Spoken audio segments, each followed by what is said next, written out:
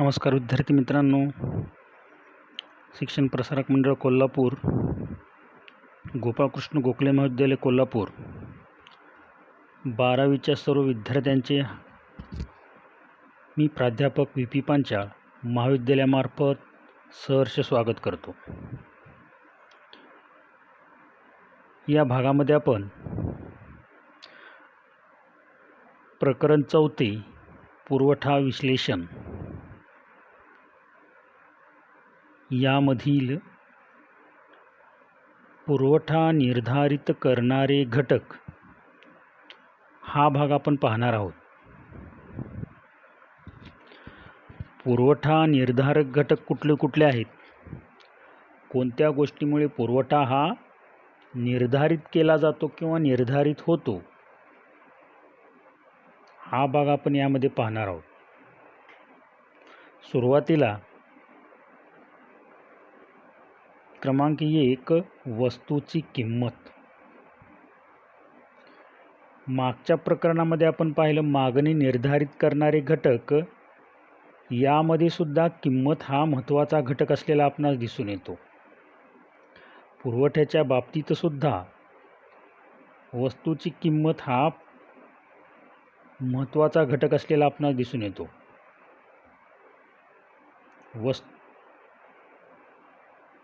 वस्तूच्या पुरवठ्यावर परिणाम करणारा घटक म्हणून किंमत या घटकाला महत्त्व असलेलं आपणास दिसून येतं. कारण की व्यापारी किंवा उत्पादक हा कुठल्याही वस्तूचं निर्मिती करत असताना आपल्या डोळ्यासमोर काही हेतू ठेवलेला असतो. यालाच नफ्याचा हेतूसुद्धा असं म्हटलं जातं.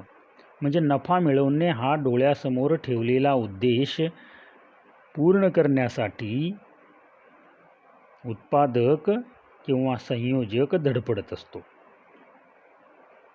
आणि त्यामुळे त्याला जास्तीची किंमत हवी असते त्याच्या वस्तूची. आणि ज्या वेळेस त्या वस्तूची किंमत वाढते त्यावेळेस तो बाजारपेठेमध्ये वस्तूचा अधिक पुरवठा करतो, कारण की त्याला जास्तीच्या वस्तू विकून जास्तीचा नफा मिळवायचा असतो. वस्तूची किंमत कमी झाली असता वस्तूचा पुरवठा तो कमी करतो, कारण की त्याला नफा कमी मिळणारा असतो.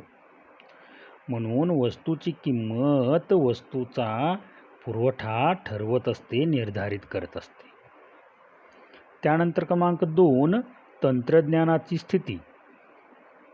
उत्पादन तंत्रातील सुधारणा यामुळे उत्पादन खर्चात कमी होते किंवा उत्पादन खर्च कमी होत असतो. आपण पाहतो प्राचीन काळाचा विचार केला तर पशुशक्ती किंवा मनुष्यबळाचा वापर करून वेगवेगळ्या प्रकारच्या वस्तू तयार केल्या जात होत्या. मात्र आधुनिक काळामध्ये विज्ञानाच्या माध्यमातून विज्ञानाच्या साहाय्यानं नवे नवीन शोध लागले आणि या शोधाचा वापर अनेक ठिकाणी होऊ लागला. उत्पादनाच्या क्षेत्रात सुद्धा नवनवीन तंत्रज्ञान निर्माण झालं आणि या तंत्रज्ञानाचा वापर म्हणून कमीत कमी खर्चामध्ये जास्तीत जास्त उत्पादन कसं होईल, कमीत कमी वेळेमध्ये अधिकाधिक उत्पादन कसं होईल, यासाठी या तंत्रज्ञानाचा वापर करून जास्तीत जास्त उत्पादन करण्याचा प्रयत्न करू लागला. उत्पादन तंत्रज्ञानाची स्थिती कशी आहे? आधुनिक पद्धतीचं उत्पादन तंत्रज्ञान आहे का जुनाट तंत्रज्ञान आहे, यावर बाजारपेठेमधील वस्तूचा पुरवठा हा अवलंबून असतो. तंत्रज्ञानाची स्थिती चांगली असेल तर वस्तूचा पुरवठा अधिक होतो, तंत्रज्ञानाची स्थिती चांगली नसेल तर वस्तूचा पुरवठा हा कमी होत असतो. त्यानंतर क्रमांक 3 घटक उत्पादन खर्च. उत्पादन घटकांच्या किमती वाढल्या तर उत्पादन खर्च वाढतो आणि उत्पादन खर्च वाढल्यामुळे वस्तूचा पुरवठा सुद्धा कमी होत असतो. संयोजक किंवा उत्पादक किंवा कारखानदार एखाद्या वस्तूची निर्मिती करत असताना त्याला मजुराची गरज असते, भांडवलाची गरज असते किंवा त्याला इतर अनेक प्रकारचे देणी द्यावे लागतात. कच्च्या मालासाठी पैसे खर्च करावे लागतात. वीज आहे, दळणवळण आहे, या सगळ्या गोष्टीसाठी मोठ्या प्रमाणामध्ये खर्च अपेक्षित असतो. जर उत्पादना घटकांच्या जर किमती वाढल्या, उदाहरणार्थ मजुरीचे दर वाढले, कच्च्या वस्तूचे दर वाढले, बँकांचा व्याजदर वाढला, तर उत्पादक काय करेल? कमी वस्तू तयार करण्याचा प्रयत्न करेल, जेणेकरून खर्च कमी होईल. परिणामी उत्पादनसुद्धा कमी होईल आणि बाजारपेठेमध्ये त्याचा पुरवठासुद्धा कमी होईल. चौथा घटक आहे पायाभूत सुविधा. वीज, वाहतूक, दळणवळण इत्यादी पायाभूत सुविधाचा परिणाम उत्पादन प्रक्रिया व पुरवठा यावर होत असतो. या सुविधांचा अभाव जर असेल तर वस्तूचा पुरवठा हा कमी होत असतो. कारण की कुठल्याही वस्तू तयार करण्यासाठी विजेची आवश्यकता असते. तयार झालेला माल बाजारपेठेमध्ये पोहोचवण्यासाठी, ग्राहकापर्यंत पोहोचवण्यासाठी वाहतूक व दळणवळणाच्या साधनाची गरज असते. जर वाहतुकीची साधने जलद व आधुनिक पद्धतीची असतील तर लवकरात लवकर उत्पादित झालेला माल, उत्पादित झालेल्या वस्तू या बाजारपेठेमध्ये पर्यंत पोहोचण्यास कसल्याच प्रकारची अडचण येणार नाही. जर अशा आधुनिक वाहतूक आणि दळणवळण सुविधांचा अभाव असेल तर बाजारपेठेमध्ये उत्पादित झालेला माल, उत्पादित झालेल्या वस्तू वेळेवर पोहोचणार नाहीत. म्हणजेच काय होईल तर पुरवठा हा कमी होईल. म्हणजे पायाभूत सुविधांचा सुद्धा वस्तूच्या पुरवठ्यावर प्रभाव असलेला आपण असं दिसून येतो. क्रमांक 5, सरकारची धोरणे. शासन वेगवेगळ्या प्रकारचे औद्योगिक धोरणं राबवत असतं. अनुकूल शासकीय धोरण जर असेल तर पुरवठा वाढतो आणि प्रतिकूल शासकीय धोरणं असेल तर पुरवठा हा कमी होत असतो. अनुकूल आणि प्रतिकूल हे काय तुम्हाला माहिती आहे. उदाहरणार्थ सरकारचं करविषयक धोरण. सरकार वेगवेगळ्या उद्योगावर, वस्तूवर कर आकारत असतं. त्याचबरोबर सरकार वेगवेगळ्या प्रकारच्या उद्योगाला अर्थसहाय्यसुद्धा करत असतं. आणि सरकार देशातील औद्योगिक धोरण राबवत असतं, धोरण तयार करत असतं. आणि हे जर धोरण उद्योगाभिमुख असेल, उद्योगाला चालना देणारं असेल, सरकारचं कर, उद्योगावर असणारा कर कमी प्रमाणात असेल, योग्य कर आकारला जात असेल, सरकारचं धोरण उद्योगाला प्रोत्साहन देणारं असेल तर औद्योगिक विकास होऊन वस्तूच्या उत्पादनामध्ये वाढ होईल आणि वस्तूच्या उत्पादनामध्ये वाढ झाल्याबरोबरच ते बाजारपेठेमध्ये वस्तूचा पुरवठासुद्धा मोठ्या प्रमाणामध्ये होईल. म्हणजे सरकारचं धोरण उद्योगाला पूरक असेल तर बाजारपेठेमध्ये वस्तूचा पुरवठा मोठ्या प्रमाणात होईल आणि सरकारचं धोरण जर उद्योगाभिमुख नसेल, उद्योगाला पूरक नसेल तर वस्तूचा पुरवठा हा कमी होईल. म्हणजे सरकारच्या धोरणाचा परिणाम व बाजारपेठेतील वस्तूच्या पुरवठ्यावर हा होत असतो. त्यानंतर नैसर्गिक परिस्थिती, 6वा घटक. शेती उत्पादनाचा पुरवठा नैसर्गिक परिस्थितीवर अवलंबून असतो. आपल्याला माहिती आहे भारतातील शेती ही मान्सूनवर आधारित शेती आहे. एकूण क्षेत्रफळापैकी जवळपास 70 ते 80% क्षेत्र हे देशातील मान्सूनवर अवलंबून आहे. जर चांगला पाऊस झाला, योग्य हवामान असेल तर अन्नधान्याचं उत्पादन मोठ्या प्रमाणामध्ये होतं. जर दुष्काळासारखी परिस्थिती, ओला दुष्काळ असेल, कोरडा दुष्काळ असेल, अनुकूल हवामान नसेल तर त्याचा विपरीत परिणाम शेती उत्पादनावर होत असतो आणि शेतीमधून उत्पादित होणारं अन्नधान्य हे कमी प्रमाणात तयार होईल आणि ते बाजारपेठेमध्ये कमी प्रमाणात येईल. म्हणजे काय तर शेती उत्पादनाच्या विचार केला तर शेती उत्पादनाच्या बाबतीमध्ये नैसर्गिक परिस्थिती महत्त्वाची असलेली आपणास दिसून येते. नैसर्गिक परिस्थिती चांगली असेल तर बाजारपेठेमध्ये अन्नधान्याचा पुरवठा मोठ्या प्रमाणात होईल. नैसर्गिक परिस्थिती चांगली नसेल तर शेती उत्पादनाचा पुरवठा बाजारपेठेमध्ये कमी प्रमाणात होईल. म्हणजे नैसर्गिक परिस्थितीचा प्रभाव बाजारपेठेतील अन्नधान्याच्या पुरवठ्यावर होत असतो. त्यानंतर क्रमांक 7 भविष्यकालीन किमतीचा अंदाज. काही वेळेला अंदाज वर्तवले जातात. नजीकच्या भविष्यामध्ये एक वस्तूच्या किमती वाढण्याची शक्यता असते. असं जर उत्पादकाला वाटलं, असं जर संयोजकाला वाटलं, तर तो वस्तूचा साठा वाढवेल आणि त्यामुळं पुरवठा कमी होईल. साठेबाजी मोठ्या प्रमाणात केली जाईल. बाजारपेठेमध्ये उत्पादन आणलं जाणार नाही, कारण की त्या वस्तूचा भविष्यामध्ये त्या वस्तूच्या किमतीमध्ये वाढ होणार आहे आणि किमतीमध्ये वाढ झाल्यामुळं संयोजकाला, उद्योजकाला अधिकचा नफा प्राप्त होणार आहे आणि हा अधिकचा नफा मिळवण्याच्या हेतूनं उत्पादक, व्यापारी, कारखानदार किंवा संयोजक काय करेल, भविष्यकालीन फायद्यासाठी वर्तमानामधील पुरवठा कमी केला जाईल आणि साठेबाजी वाढेल.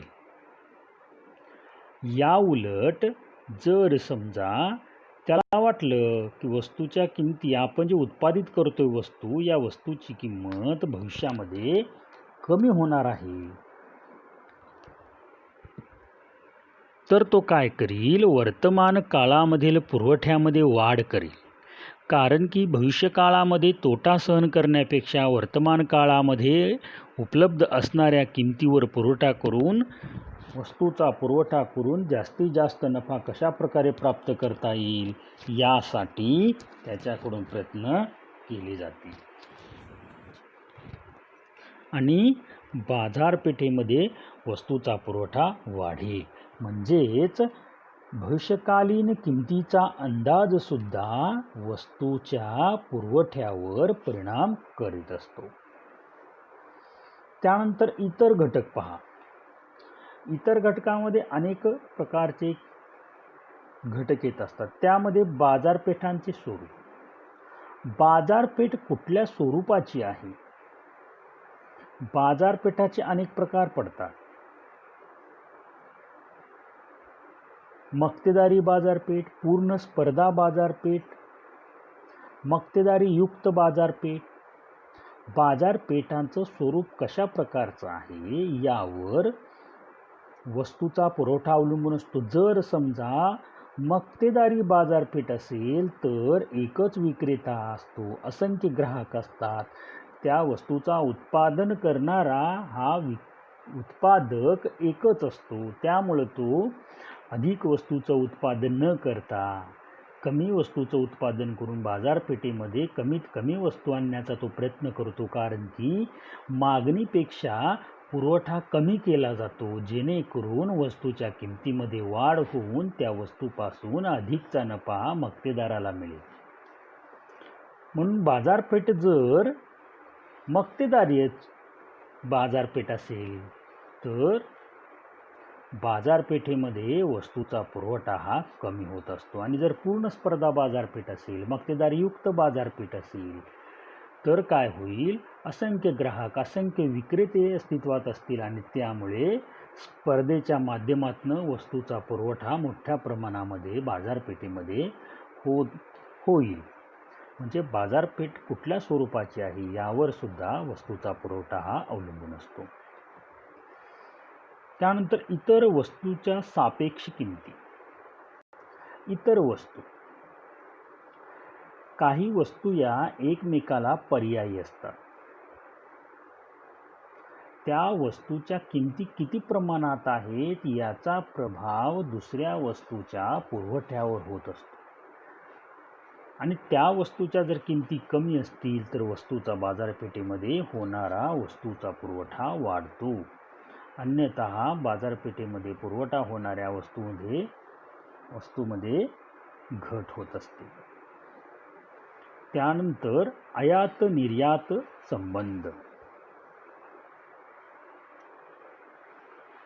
आयात निर्यात आंतरराष्ट्रीय व्यापारामध्ये इतर देशासोबत कशा स्वरूपाचे देशाचे संबंध आहेत यावर वस्तूचा पुरवठा अवलंबून असतो. उदाहरणार्थ, खनिज तेलाच्या बाबतीमध्ये भारत हा इतर अरब राष्ट्रावर अवलंबून आहे. अरब राष्ट्रामधून मोठ्या प्रमाणामध्ये कच्च्या तेलाची आयात केली जाते.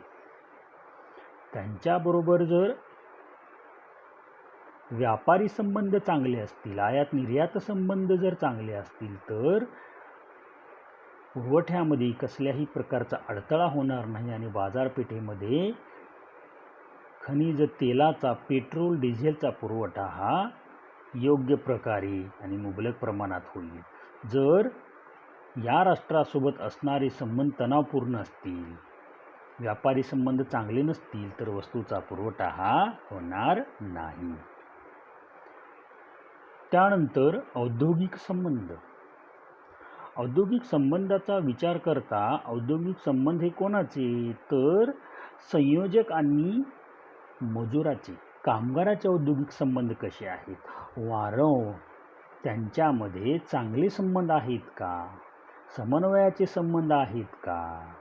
जर चांगले आणि समन्वयाचे संबंध असतील तर उत्पादन प्रक्रियेमध्ये कसल्याही प्रकारचा अडथळा येणार नाही आणि उत्पादन प्रक्रिया सुरळीत चालू राहील आणि जेणेकरून बाजारपेठेमध्ये त्या वस्तूचा पुरवठा मोठ्या प्रमाणामध्ये होईल. जर औद्योगिक संबंध जर चांगले नसतील,